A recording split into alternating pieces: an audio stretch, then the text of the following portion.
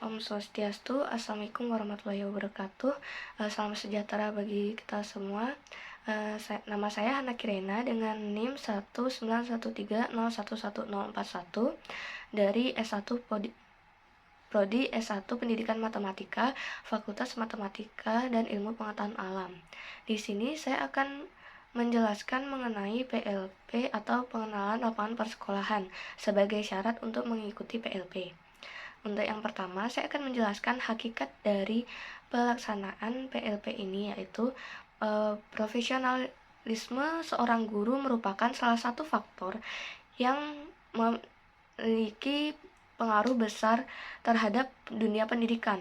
Oleh karena itu, sebagai seorang calon guru yang profesional, tidak cukup hanya berbekal ilmu yang ada di bangku kuliah saja, namun harus mengetahui serta mengalami sendiri tentang hal-hal yang sebenarnya menjadi tugas seorang guru, sehingga perlu diadakannya kegiatan pelaksanaan program PLP awal yang nantinya akan bermanfaat bagi pengembangan mahasiswa sebagai calon guru yang profesional. Melalui program PLP awal ini diharapkan agar mahasiswa dapat memperoleh bekal pengalaman langsung di lapangan tentang berbagai aspek yang terkait dengan pengembangan diri sebagai calon guru yang profesional. Temuan dan pengalaman tersebut nantinya akan dapat dijadikan sebagai acuan dalam diskusi dengan mahasiswa lain dan dosen pada mata kuliah tersebut.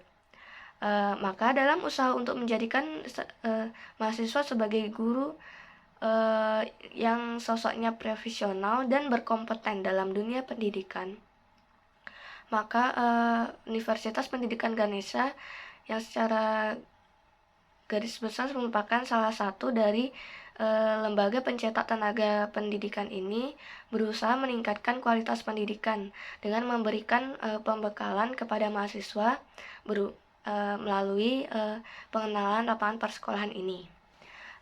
Tujuan dari diselenggarakannya pengenalan lapangan persekolahan ini yaitu mahasiswa memiliki landasan jati diri pendidik dan memiliki kompetensi akademik kependidikan yang mantap.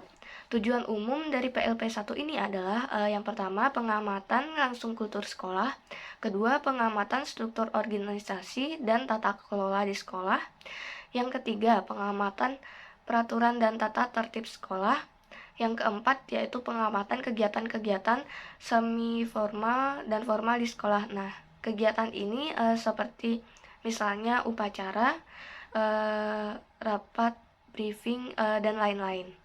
Dan yang kelima itu pengamatan kegiatan-kegiatan rutin berupa kurikuler, kokurikuler, dan ekstrakurikuler. Dan yang terakhir, pengamatan praktik-praktik pembiasaan dan kebiasaan positif yang ada di lingkungan sekolah tersebut. Selanjutnya, tahapan beserta waktu yang untuk kegiatan PLP ini. Nah, tahapan PLP ini diawali oleh pendaftaran PLP yang diselenggarakan pada tanggal 14 sampai 20 Januari 2022 dengan meminta persetujuan dari pihak sekolah untuk melakukan kegiatan PLP. Selanjutnya tanggal 21 Januari 2022 mahasiswa mengikuti pembekalan PLP untuk mengetahui langkah-langkah apa saja yang akan dilakukan selama PLP berlangsung. Selanjutnya tanggal 24 Januari sampai 5 Februari 2022 kegiatan PLP dilaksanakan. Untuk selanjutnya kegiatan yang nantinya akan dilakukan mahasiswa selama PLP berlangsung yaitu pada tanggal 24 Januari 2022 sebagai tanggal awal mengikuti PLP, mahasiswa menghadap kepala sekolah serta mengajukan surat permohonan keterangan dan surat tugas untuk diserahkan kepada guru pamong. Selain itu, mahasiswa juga mengkonsultasikan program kerja dengan guru pamong.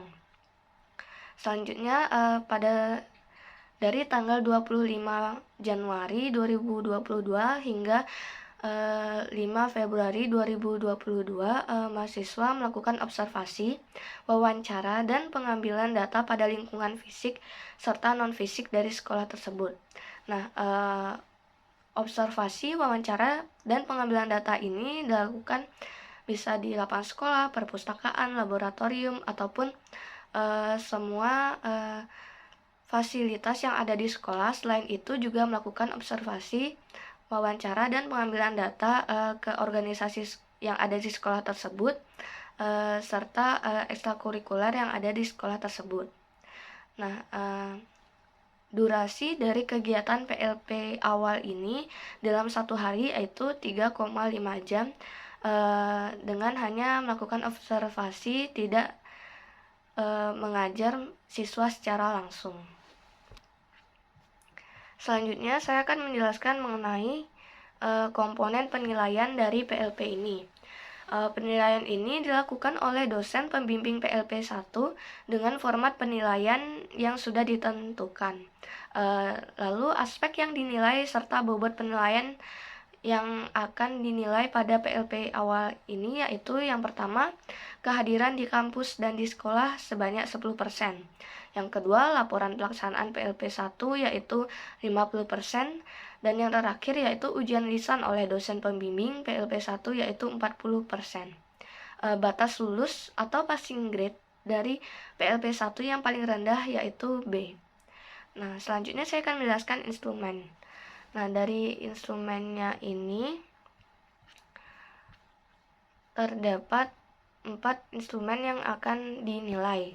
Nah, instrumen yang akan dinilai oleh mahasiswa tersebut yaitu instrumen pengamatan kultur sekolah, instrumen pengamatan pelaksanaan kegiatan kokurikuler dan ekstrakurikuler, dan setelah itu instrumen lainnya akan dinilai dan diisi oleh dosen pembimbing.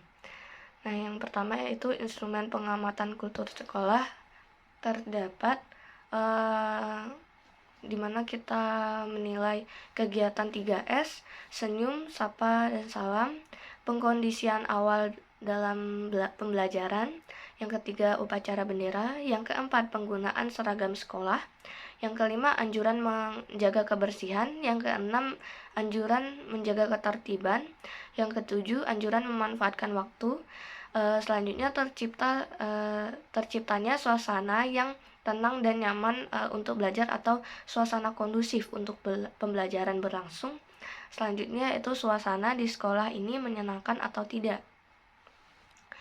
Dan selanjutnya instrumen pengamatan pelaksanaan kegiatan kokurikuler dan ekstrakurikuler. Nah, selanjutnya yang ini akan aspek penilaian dalam instrumen ini yaitu adanya kegiatan kokurikuler dan ekstrakurikuler, adanya jadwal pelaksanaan kokurikuler dan ekstrakurikuler, dan yang ketiga yaitu adanya pembinaan kokurikuler dan ekstrakurikuler. Selanjutnya ada apakah setiap guru menjadi pembina kokurikuler dan ekstrakurikuler, dan yang terakhir yaitu setiap siswa wajib mengikuti kokurikuler dan ekstrakurikuler. Nah, selanjutnya ini instrumen yang akan dinilai dan diisi oleh dosen pembimbing.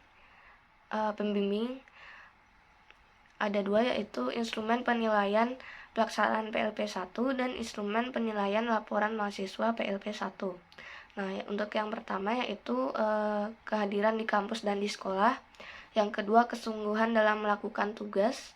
Yang ketiga yaitu penampilan sehari-hari. Yang keempat, kualitas pergaulan dengan guru atau karyawan atau siswa. Lalu pemanfaatan kepala sekolah atau guru pamong atau karyawan sebagai narasumber. Selanjutnya yaitu partisipasi dalam tugas atau kegiatan sekolah. Selanjutnya yaitu kesesuaian materi yang didapatkan dengan tujuan orientasi dan kondisi di lapangan persekolahan. Selanjutnya yaitu kreativitas dan keantusiasan dalam berburu pengalaman yang relevan. Nah, selanjutnya dalam instrumen penilaian laporan mahasiswa PLP 1 yang akan dinilai serta diisi oleh dosen yaitu yang pertama, kualitas laporan akhir dilihat dari sistematika, bahasa, dan kerapian laporan yang nantinya akan disesuaikan dengan pedoman umum ejaan bahasa Indonesia,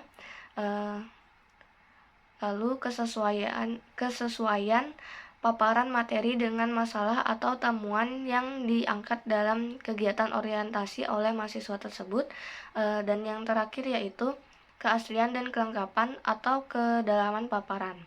Sekian yang dapat saya jelaskan. Mohon maaf apabila ada kesalahan ataupun kekurangan dalam video pemaparan pembekalan dari pengenalan